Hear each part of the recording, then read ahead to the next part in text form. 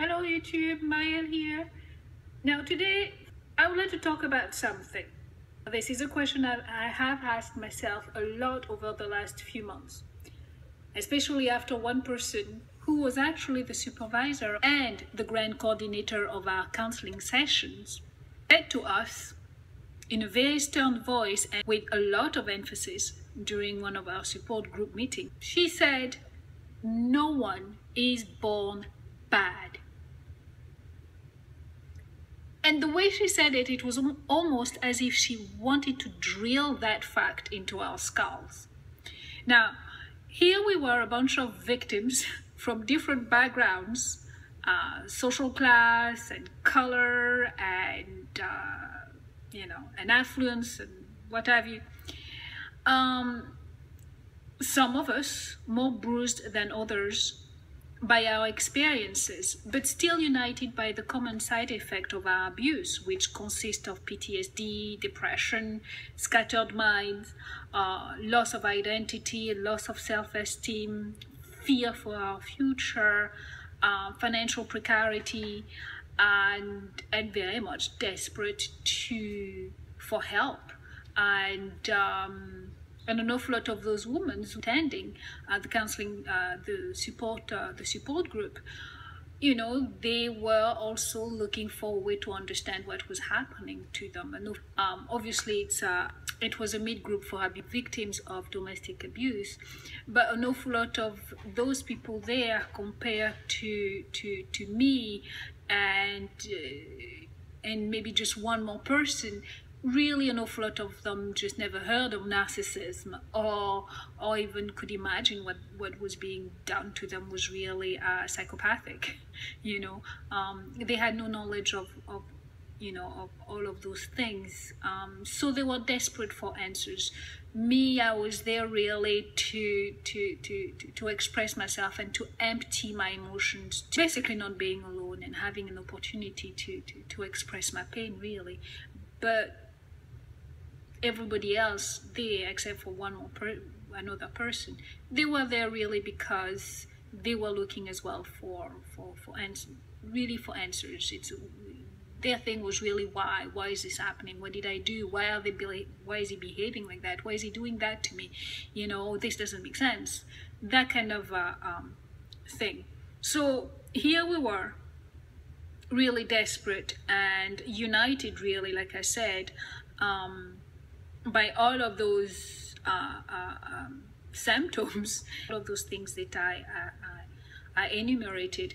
They are just a few resulting symptoms from being entangled with people who do have a disordered mind. They don't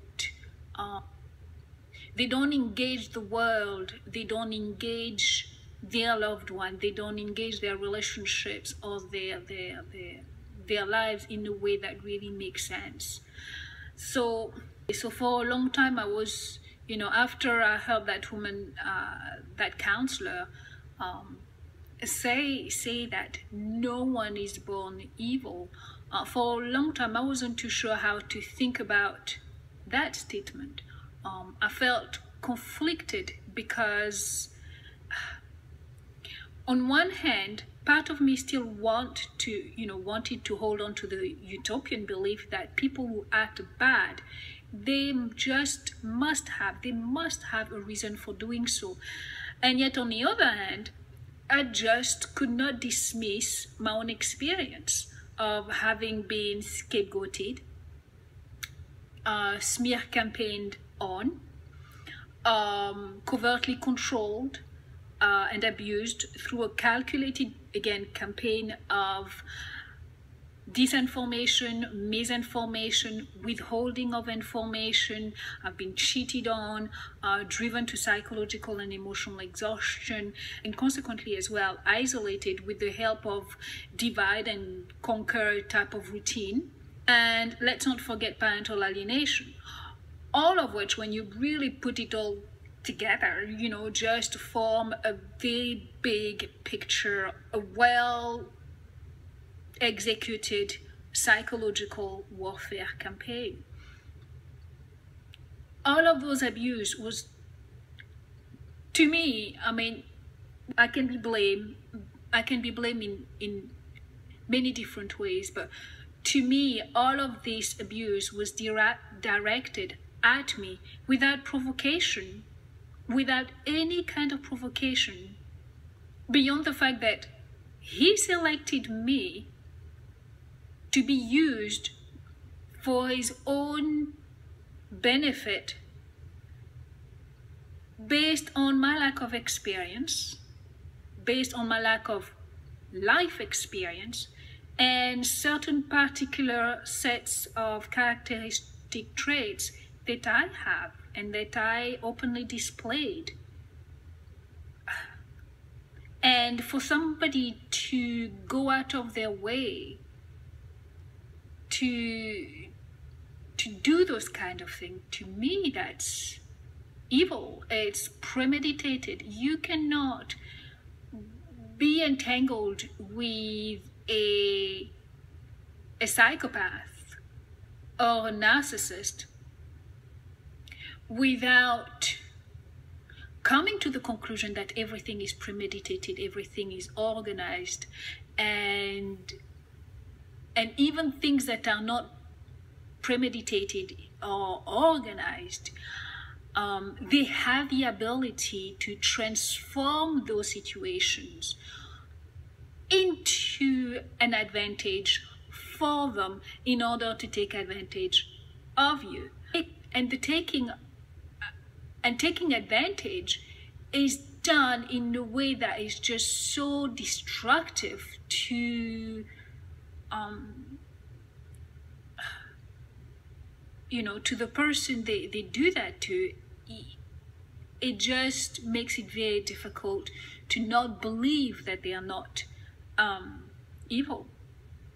So here I am listening to this person whom I suppose has a degree in human psychology, telling me to dismiss the only proper label that I have to explain those awful sets of experiences. But then I ask myself again, how can I also ignore the information I have gathered so far from various sources, such as neuroscientist James Fallon? His research and discovery is about psychopaths, is about the fact that psychopaths have their orbital cortex turned off. And this is absolutely amazing.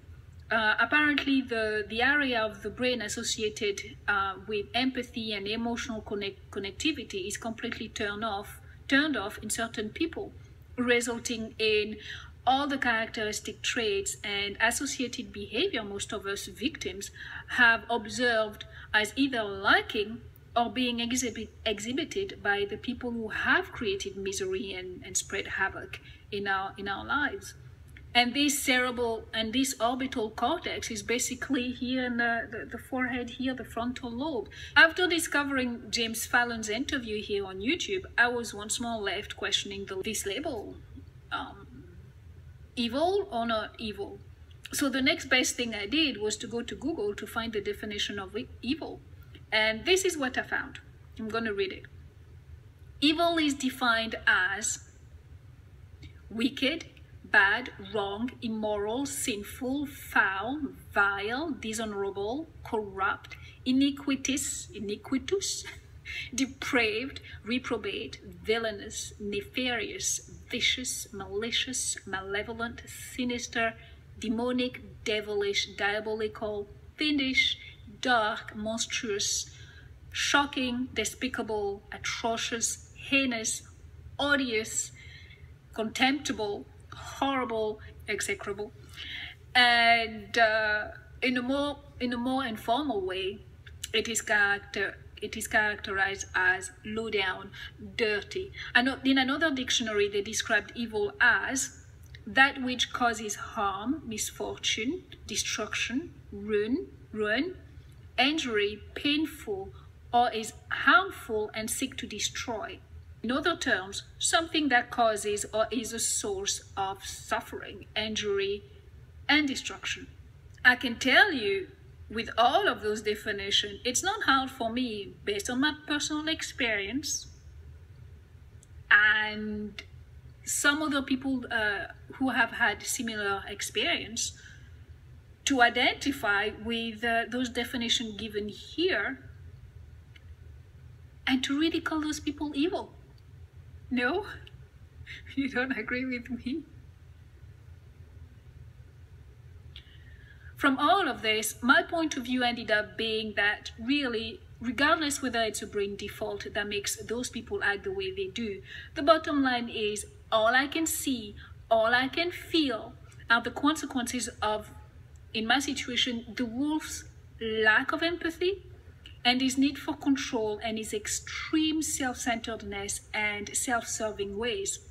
And despite James Fallon's way of almost glamorizing the role of a high-functioning psychopath in society, I can't help but believe that they are still evil beings. The personal cost so many of us pay for society lack of awareness about them and being able to deal with them is just way too high.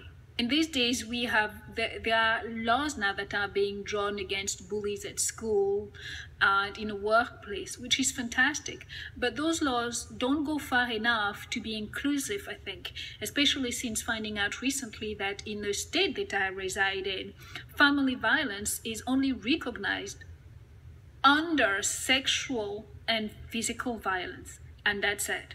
This completely shocked me because to me, this kind of law automatically dismisses, excludes, and trivializes other forms of abuse. It's almost as what I've been through means nothing.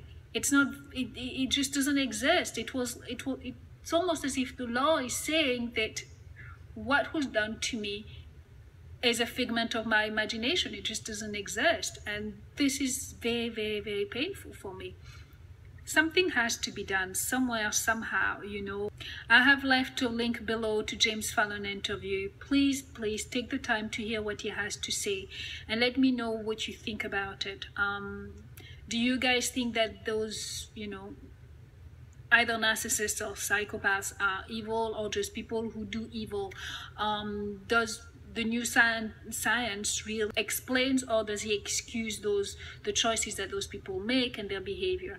Ultimately, I sincerely hope that the progress being made in technology and neuroscience will equip the next generation with a sure way to diagnose and possibly get those individuals the help they need, or even find more suitable jobs for their twisted sense of humor.